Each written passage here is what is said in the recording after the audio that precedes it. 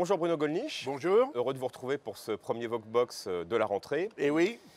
Alors l'été a été particulièrement dramatique, vous le savez, il y a eu le carnage de Nice le 14 juillet, suivi peu après par l'assassinat du père Hamel à Saint-Étienne-du-Rouvray. Sur un mode moins tragique tout de même, les heurts entre une famille corse et une famille immigrée à Cisco. Ensuite la polémique sur le Burkini. Alors la question que j'avais envie de vous poser en préambule, c'était un peu celle-ci. Est-ce que vous pensez qu'il y a une sorte d'accélération de la crise identitaire que nous connaissons ou de ce que certains appellent le choc des civilisations ? Oui, indiscutablement. Je pense que c'est le cas. Ceci étant, on ne peut pas tout mettre sur le même plan, à mon avis. D'abord les drames. Alors le terrorisme islamiste, ça, c'était quand même une chose que Jean-Marie Le Pen, et il convient de lui rendre hommage, un hommage qu'on n'entend pas beaucoup dans la presse, avait prédite. Il avait prédit que la conjonction des mutations démographiques, de l'immigration massive et incontrôlée d'une part, du réveil de l'islam, y compris sous ses formes les plus radicales, les plus extrémistes et les plus violentes, mais ça n'a jamais été quand même une religion très paisible, c'est le moins qu'on puisse dire, sans vouloir offenser les musulmans. Sauf dans certaines manifestations comme les soufis ou autres, qui sont d'ailleurs considérés comme hérétiques par la majorité d'entre eux. Bon, par conséquent, il n'y avait pas besoin d'être grand clerc pour le prédire. Ceci étant, il est le seul à l'avoir prédit. Et quand nous l'avons fait, nous étions en but à l'hostilité absolument générale, aux injures, aux persécutions, y compris judiciaires, politiques et de toute nature. Et d'une certaine façon, on peut dire que ça continue. Bon, alors maintenant, on découvre un certain nombre de choses. On met tout sur le même plan. C'est certainement tout à fait excessif, parce que l'affaire du Burkini, je dois dire que ça me laisse quand même assez perplexe, pour être très franc.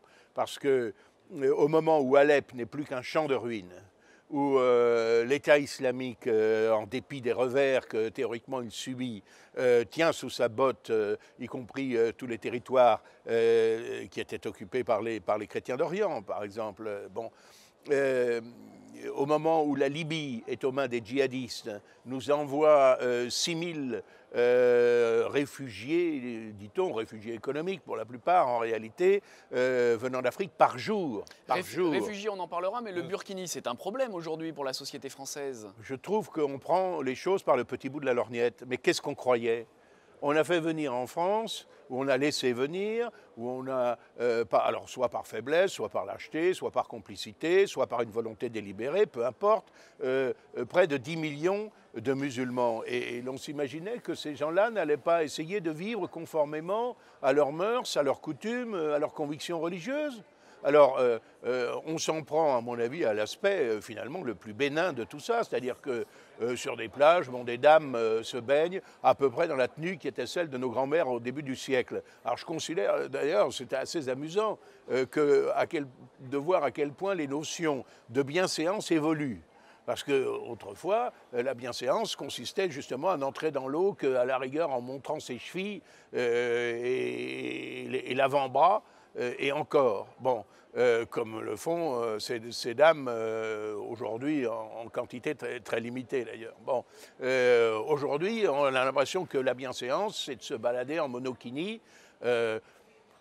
nous montrant, il faut bien le dire, quelquefois, ce que le regretté Gainsbourg n'aurait pas appelé des petits seins de bakélite, mais tout ça n'est pas toujours ni très conforme à la décence, ni très esthétique, mais c'est devenu la norme. Position du Front National sur les signes religieux, il y a eu un rétropédalage ou une précision sur la pensée qui avait été exprimée par le vice-président du Front National ? Oui, je dois dire que... C'était interdiction de tous les signes ostensibles dans la sphère D'abord, publique. les arrêtés des maires ne tenaient pas la route une seule seconde. Moi, je suis quand même toujours très méfiant, pour aller jusqu'au bout de cette polémique, quand on invoque l'ordre public pour interdire, pour réfréner une liberté, parce que c'est réprimer une liberté que de se baigner dans l'accoutrement que l'on veut, dans ce qui est le domaine public. Et on invoque l'ordre public.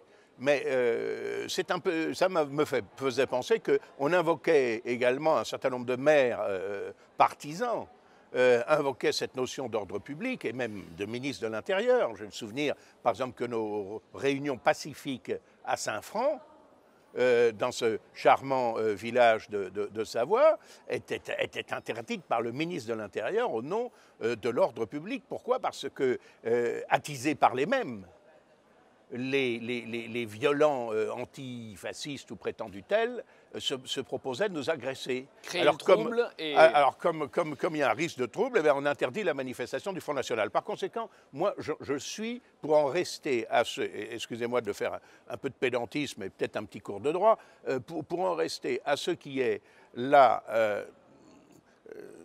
doctrine traditionnelle du Conseil d'État dans ce domaine, qui dit que l'arrêt, le fameux arrêt Benjamin, qui dit qu'on ne peut...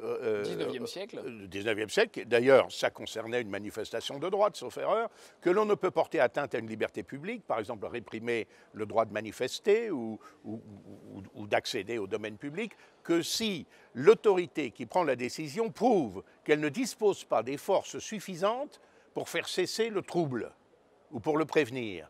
En l'occurrence, d'ailleurs, je ne vois pas où était le trouble à l'ordre public, parce que ces dames qui se baignent dans cette tenue australienne, inventée en Australie pour permettre précisément aux femmes musulmanes de se baigner, et je dirais que il ne faut pas oublier que le burkini, il est très contesté par les islamistes radicaux. Parce qu'il moule qui considèrent, parce qu'il moule les formes, parce qu'il permet à des femmes d'aller se baigner dans des sites où se baignent également des hommes qui ne sont pas leurs maris, etc. etc. Bon, donc c'était ça pouvait être considéré comme une étape vers la libération de la femme musulmane. Mais en tout état de cause... La légitime exaspération des gens que vous pouvez analyser. Mais la légitime exaspération des gens, parce que les Français sont des gens tolérants et très patients, elle ne les conduisait pas à troubler l'ordre public et à se jeter sur ces malheureuses pour les agresser. Donc le motif de l'ordre public invoqué par les maires, ça ne tenait pas une seule seconde. Juste conséquence de l'immigration-invasion et les signes religieux dans la sphère publique, donc Florian Philippot et la communication du Front National la précise. Moi, ce que je dis, je ne suis pas partisan du burkini généralisé, bien évidemment, mais ce que je dis, c'est que le problème, c'est l'immigration massive. Et c'est le fait que nous avons donné notre nationalité et des droits de résidence à des personnes qui ne témoignaient pas de leur intégration dans notre société. C'est ça le fond du problème. Ce n'est pas tel ou tel symptôme qui tout d'un coup pète à la figure, comme le foulard ou comme le voile ou que sais-je encore, qui saute à la figure de nos compatriotes et d'une classe politique qui est responsable de cette situation, qui est responsable. Et qui a bon dos de surfer sur la polémique, diriez-vous? Bossuet disait, je crois, il le disait beaucoup mieux que moi, à peu près de mémoire, que la Providence se rit de ceux qui déplorent les conséquences alors qu'ils ont favorisé les causes et qu'ils sont responsables des causes. C'est très exactement le cas de tout ce personnel politique de l'UMP, enfin aujourd'hui des Républicains ou prétendus tels, et qui a alimenté les causes et qui aujourd'hui, de façon cosmétique, pour donner satisfaction à une opinion publique exaspérée, prétend s'attaquer à quelques symptômes. Mais donc vous n'êtes pas pour l'interdiction des prêtres en soutane au bord des littoraux? Alors oui, on pouvait avoir un peu... C'est vrai que j'avais été un petit peu désarçonné par... enfin, il en faut plus, en réalité, par un certain nombre de prises de position, notamment de notre vice-président, sur la nécessité de ne plus accepter le port d'aucun symbole religieux dans l'espace public. Je dois dire que ce rempart de la laïcité me paraît assez fragile. Et surtout... tout à fait extrême dans ses conséquences, parce que même au temps des persécutions anticatholiques dans notre pays, au temps du petit père Émile Combes, des attaques contre la religion, des inventaires forcés dans les églises, il n'était venu à l'esprit de personne d'interdire aux prêtres de circuler en soutane, aux bonnes sœurs en cornette, quelques etc. maires communistes quand même, qui avaient tenté le coup, par des arrêtés d'ailleurs aussi. Et je constate avec satisfaction que, par exemple, au moins en ce qui concerne les ministres du culte, notre ami Florian Philippot a apporté les précisions nécessaires. Mais je crois que d'une façon générale, moi je suis partisan du respect de la liberté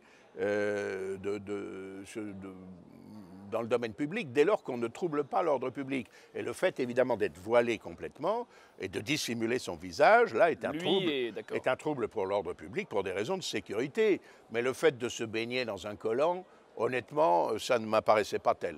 Alors restons, si vous voulez bien, Bruno Gollnisch, sur les questions d'intégration, de libertés également. Un camp d'été dit anticolonial s'est tenu à Reims du 25 au 28 août, à l'initiative d'un collectif de lutte contre l'islamophobie.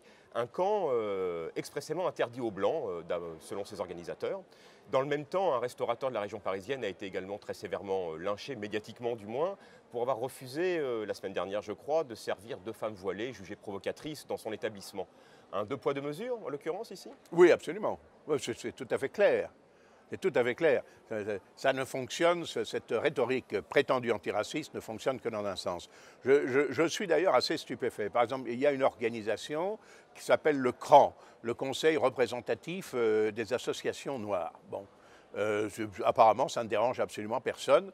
Mais je dirais, mais quelle serait la réaction des autorités politiques et judiciaires dans notre pays si une association prétendait s'appeler le CRAB, le Conseil représentatif des associations blanches?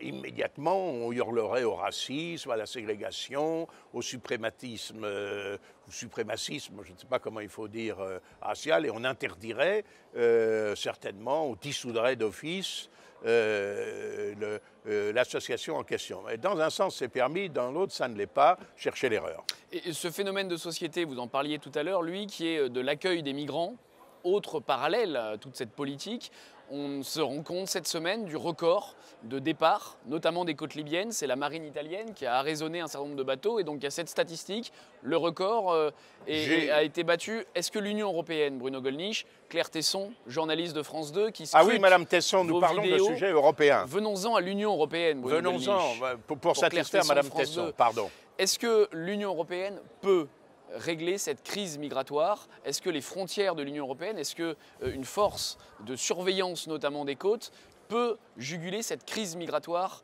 et ces départs massifs? Il faudrait, mais j'ai auditionné alors, à ce qu'on appelle la COSAC, qui est une réunion de délégués des parlements nationaux des États membres et de quelques représentants du Parlement européen. J'avais été délégué pour cette réunion internationale à Luxembourg et j'avais auditionné avec mes collègues l'amiral français d'ailleurs qui dirige cette force de surveillance européenne, mais qui nous disait à quel point ils étaient désarmés puisqu'ils n'ont pas le droit d'intervenir sur les côtes même. Or, il est évident que ces frêles esquives devraient être détruits.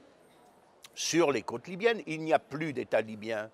Il faut évidemment en tenir compte. Et s'il n'y a plus d'État libyen, on le doit quand même à M. Bernard-Henri Lévy et à M. Nicolas Sarkozy. L'ancien président de la République qui a quitté la vie politique. Qui ont délibérément détruit un État libyen, certes autoritaire, mais certainement un moindre mal par rapport à la situation actuelle. À la situation actuelle, nous disait cet officier général, le produit intérieur brut de la Libye, pour l'essentiel, c'est précisément le trafic des migrants.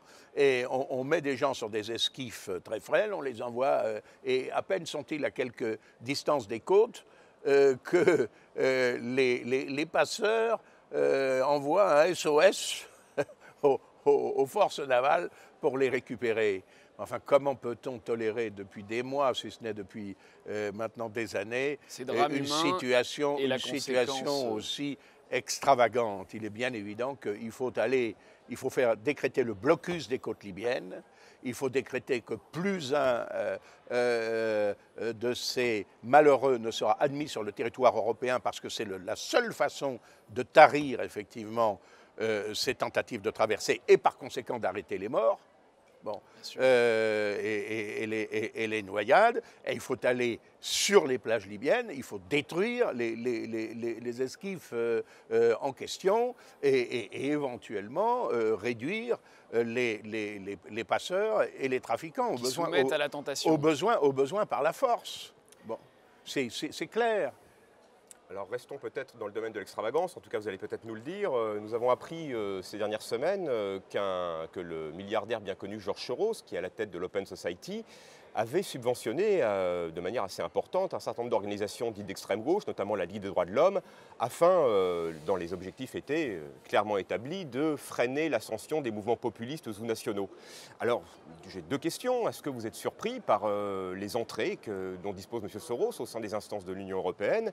Est-ce que vous êtes encore surpris par ce type de pratique? Non, c'est tout à fait dans la logique de ces plutocrates mondialistes et apatrides. Par conséquent, ça ne me surprend absolument pas. Mais je crois que c'est très grave, bien évidemment.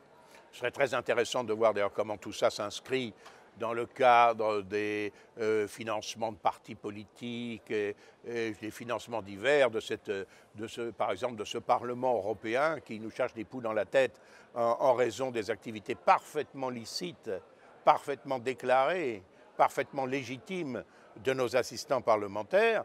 Quand on voit que l'on autorise des puissances d'argent de cette nature à interférer dans le débat politique, absolument sans aucun contrôle, et que, au contraire, les institutions leur facilitent la tâche, c'est évidemment tout à fait scandaleux, mais malheureusement, ça n'est pas surprenant. Et quand la Commission européenne condamne ou impose à l'Irlande, par exemple, le fait d'aller réclamer des subsides fiscaux qu'elle n'aurait pas demandé à la société Apple, la Commission européenne est dans son rôle d'imposer à un pays membre la récupération d'un argent... Vous en réjouissez alors pour le Mais écoutez, moi j'aurais fait quelque chose comme ça quand les autorités américaines ont racketé, il n'y a pas d'autre terme, la banque BNP Paribas. Vous en avez parlé ici même, oui. J'en ai parlé souvent, je continuerai d'en parler parce que je considère que le scandale, d'abord c'est l'attitude évidemment des autorités américaines, mais la léthargie des gouvernements mais surtout la français. léthargie du gouvernement français, des autorités, des médias, etc. Tout ça a été passé par pertes et profits, alors qu'il s'agit d'une somme énorme. Je vous rappelle que c'est la somme que M. Macron prétendait économiser sur le dos des notaires, des pharmaciens, etc.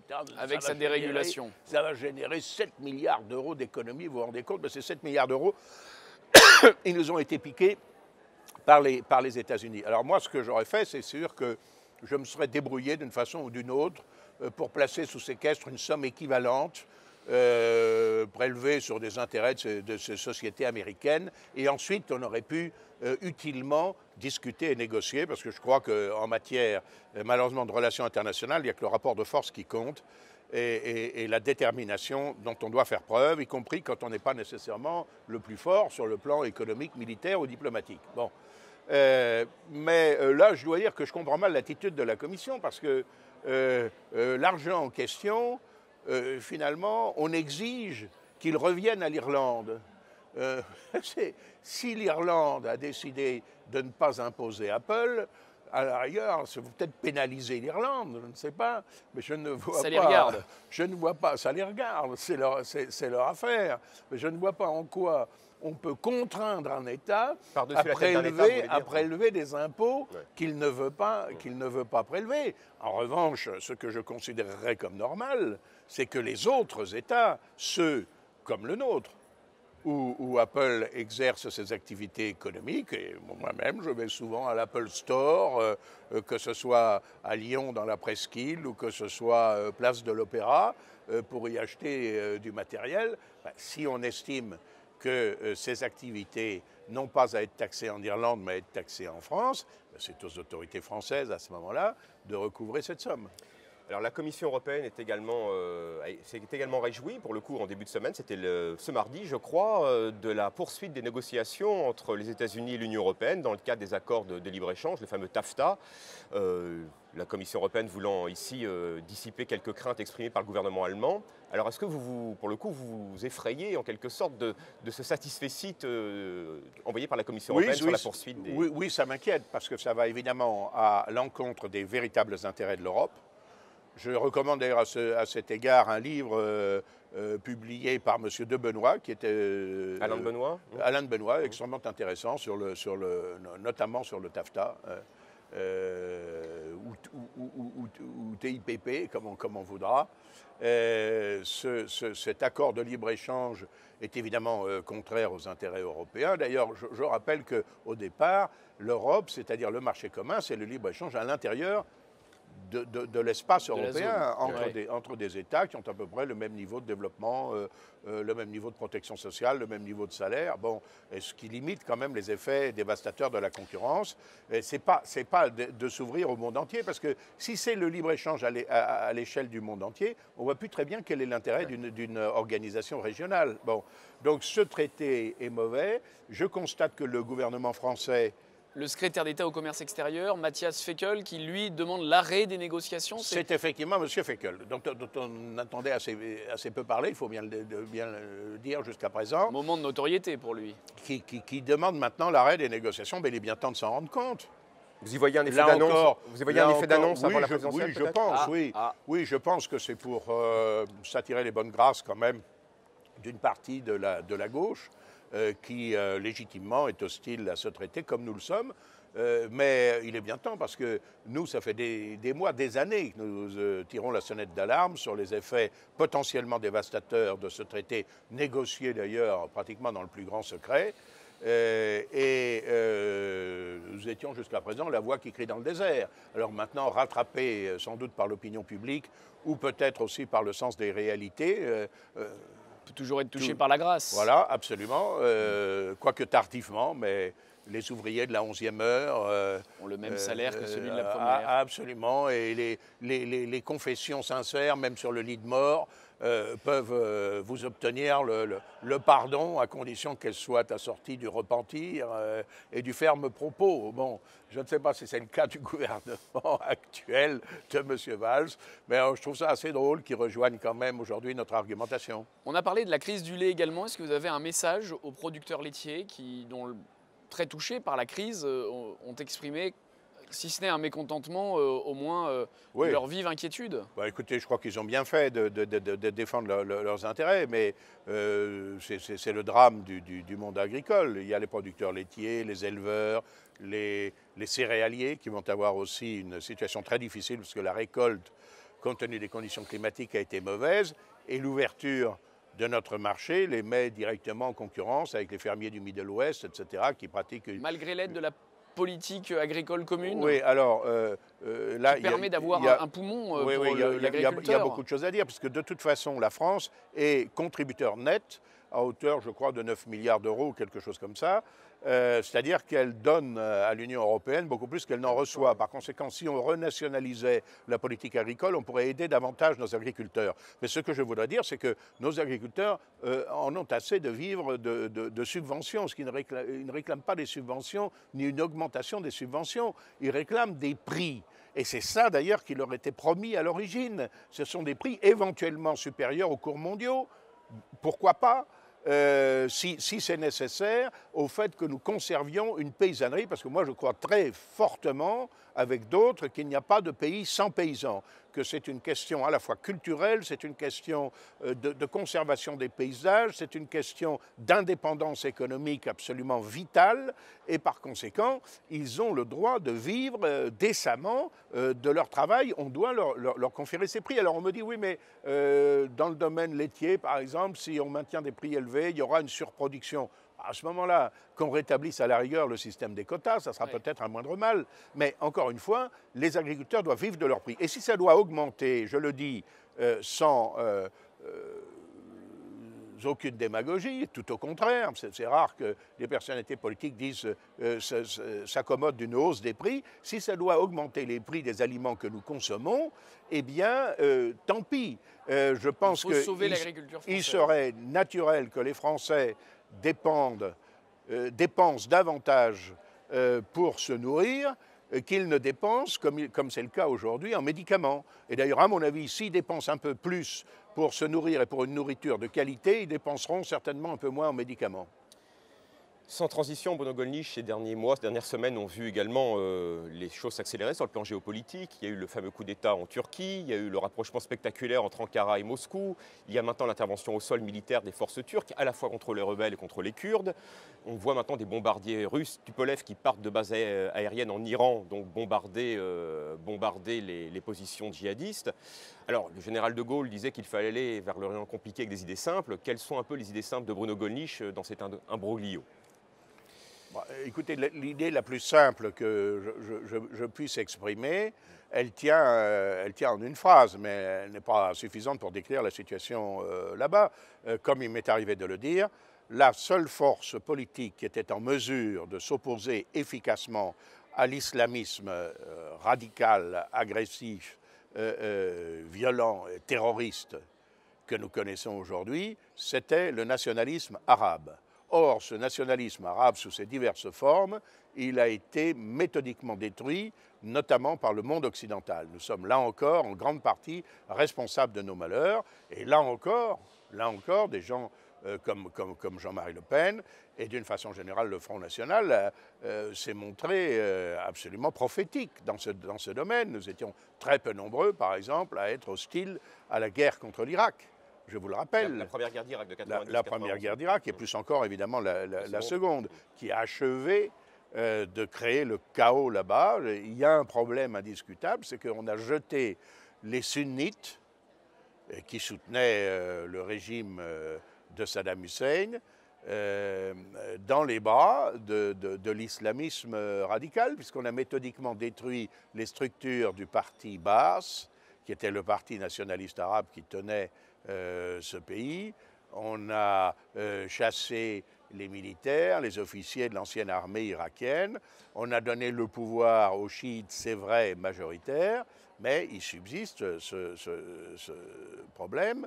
Et on a failli faire exactement la même chose en Syrie. C'est vrai que les autorités syriennes, le pouvoir syrien est davantage l'expression, pas seulement d'ailleurs, enfin de la minorité alawite, mais tout de même, c'était, encore une fois, ce pouvoir théoriquement laïque était une alternative, bien évidemment, à la montée de l'islamisme radical, se montrait tolérant aussi bien en ce qui concerne le statut de la femme que la protection d'autres minorités religieuses comme les chrétiens d'Orient. On voit où on en est arrivé aujourd'hui. Il faudra une nouvelle diplomatie, ou en tout cas revenir à une diplomatie nouvelle politique raisonnable. arabe de la France, oui, c'est sûr. Il ne nous reste que quelques minutes. Bruno Gollnisch, permettez-moi de revenir sur la politique intérieure et sur les grands effets de l'actualité. Vous croyez que Mme Tesson nous le pardonnera? On prend cette liberté?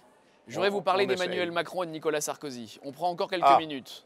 Emmanuel Macron, qui quitte le gouvernement. Oui. C'est quoi? C'est un homme nouveau qui va arriver pour changer les choses? C'est l'homme providentiel? C'est le dernier abandon du dernier proche de François Hollande, le roi élu? La nouveauté médiatique, c'est comme la virginité et les allumettes, hein, ça ne sert qu'une fois, aurait dit Pagnol. Bon, par conséquent, je ne crois pas, moi, aux chances politiques, au moins en l'état actuel, de M. Macron. Parce que M. Macron a peut-être le prototype du genre idéal, il a peut-être, c'est un cadre de banque. De la banque Rothschild, comme naguère le président Pompidou. Il a le parcours un petit peu inverse de celui de M. Barroso. Il est passé de la banque à la politique quand M. Barroso passe de la Commission européenne à la banque Goldman Sachs. Bon. Mais ça ne fait pas de lui le leader d'un mouvement politique. Et quand on fait de la politique, on s'aperçoit que la politique, les gens ont l'impression que c'est très simple, que tous les politiques sont des crétins, etc. C'est beaucoup plus compliqué qu'on ne croit. Et pour pouvoir faire de la politique utilement, il faut jouer collectif. Et il faut avoir un appareil, des responsables. Et il faut les choisir, les sélectionner. Il faut faire campagne dans tous les milieux sociaux. C'est pas donné à la portée de tout le monde. Alors je souhaite bien du plaisir à M. Macron. Comme c'est un homme intelligent, il est sans doute capable de s'adapter. Mais je ne vois pas très bien quel est son espace politique. Je crois qu'il me fait penser à des personnalités telles que Raymond Barre ou Simone Veil, qui caracolaient toujours en tête, dans les sondages de popularité du Figaro Magazine, en tête de toutes les personnalités politiques. Pourquoi? Parce que c'était des gens qui étaient à la fois, qui avaient un peu un pied à droite, un pied à gauche, des personnalités de droite tout à fait bien vues par la gauche ou des personnalités de gauche bien vues par la droite, comme on voudra. Et alors ça leur donnait une cote de popularité assez forte, dans la mesure où ils rencontraient relativement peu d'opposition. Mais quand Mme Veil s'est présentée, a conduit une liste aux élections européennes. 1994. Absolument, dans une élection parlementaire européenne. Je rappelle qu'elle avait été présidente du Parlement européen. C'était donc une personnalité quand même importante. Avec comme second de liste Jean-Louis Borloo, elle a fait 8%. Voilà, et très loin des 53 ou 4 qu'elle obtenait comme cote de popularité dans le Figaro Magazine. Et M. Barre aussi n'a pas fait un score absolument éblouissant à l'élection présidentielle. Par conséquent, je crois que c'est la même chose pour M. Macron. Je ne vois pas très bien quel est son espace politique, sauf à tondre un petit peu la laine sur le dos de M. Bayrou, par exemple, dans le magma centriste. Mais alors, tondre la laine, Marine Le Pen va faire sa rentrée à Brachet samedi avec un nouveau Haute-Marne. concurrent à l'élection présidentielle, le retour de Nicolas Sarkozy. Suspense terrible, Nicolas Sarkozy revient, un homme nouveau. Il a changé, il le dit, Bruno Gollnisch. Avec une Votre thématique très avis, droitière également. l'identité, C'est sûr. c'est un Nicolas Sarkozy nouveau Je crois que Nicolas Sarkozy, qui n'est pas stupide, a tout à fait compris où se trouvaient les gisements de voix. Il se trouve, compte tenu de l'exaspération, compte tenu également de la décomposition intellectuelle et morale de la gauche, il se trouve à droite, pour faire simple, ces gisements de voix. Et ce n'est pas du tout la stratégie Buisson, comme le reconnaissent en privé ses plus proches collaborateurs, qui l'a empêché de gagner en en 2012. 2012, quand il s'est représenté après un quinquennat désastreux où il n'avait fait l'ouverture qu'à gauche. Après avoir eu déjà ce discours de 2007 très à Absolument. droite et de faire l'ouverture à gauche, l'identité nationale par M. Besson. C'est ce discours droitier qui lui a permis, n'en déplaise à Mme Kosciusko-Morizet, de limiter la casse et de s'en sortir avec un score malgré tout extrêmement élevé de 48,5% des suffrages, que ne méritait pas du tout le bilan de son quinquennat.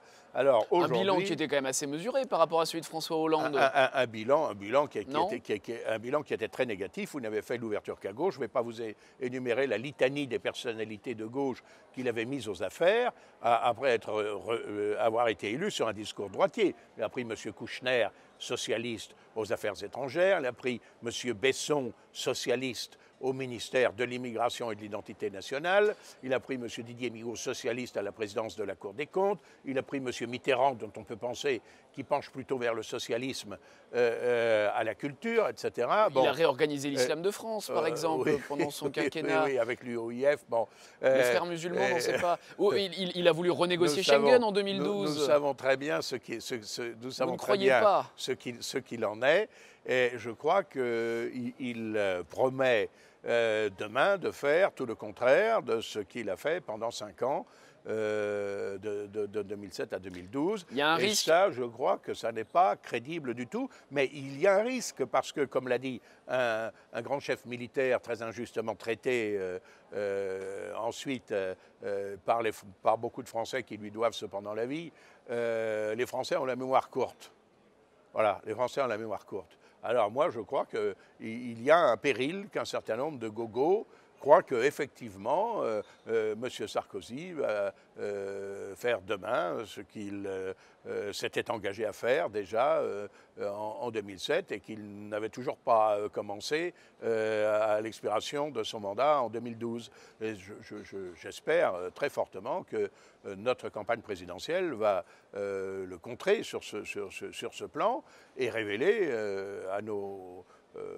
rappeler quand même aux électeurs quel a été ce bilan calamiteux qui a diminué, je vous le rappelle, les effectifs et les moyens policiers, de gendarmes, l'armée, de la police, qui a maintenu en France, sous prétexte d'éviter la double peine, un certain nombre de délinquants de nationalité étrangère, qui a continuer une politique migratoire, je crois 200 000 immigrés légaux par an. Absolument. 1 million en 5 ans. La politique migratoire sans rien changer véritablement au code de la nationalité, rien de sérieux en tout cas, qui a servi aux Français la Constitution européenne qu'ils avaient rejetée par référendum en la faisant passer sous forme de traité de Lisbonne par la voie parlementaire. J'espère que nous allons, bien sûr, je le vois d'ailleurs dans nos documents, rappeler tout cela, et j'espère que ça éclairera les Français qui ne se laisseront pas avoir une fois de plus. La seule solution, c'est le front. Oui. Bon. Merci Bruno Gollnisch, à bientôt. Je vous en prie.